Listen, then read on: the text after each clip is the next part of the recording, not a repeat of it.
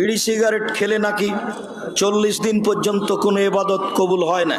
জি, এ কথাই ঠিক। রাসূল সাল্লাল্লাহু আলাইহি ওয়াসাল্লাম বলেছেন, মান সারাবাল খামরা লাম তুকবাল লাহু সালাতুন 40 লাইলা। কেউ যদি নেশাদার দ্রব্য পান করে তাহলে 40 দিন তার ইবাদত কবুল হয় না, সালাত কবুল হয় না। বিড়ি, তামাক, জর্দা, সিগারেট নেশাদার দ্রব্য।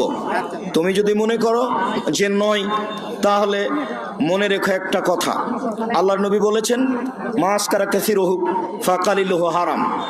যে জিনিস বেশি খেলে বিবেকের ক্ষতি হবে তার কমও হারাম। এখন যারা জর্দা খায় না তাদেরকে এক বৈঠকে বসে 250 জর্দা খাওয়িয়ে দাও, তারপরে দেখো কি হয়।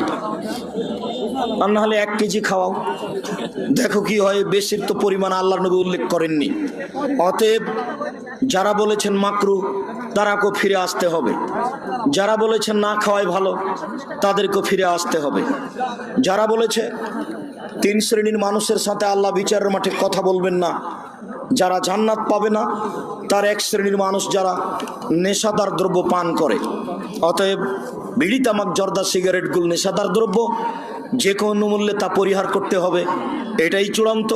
এ ব্যাপারে কোথাও পরামর্শ, কোথাও আপোষ করার কোনো সুযোগ নেই। ধূমপান করলে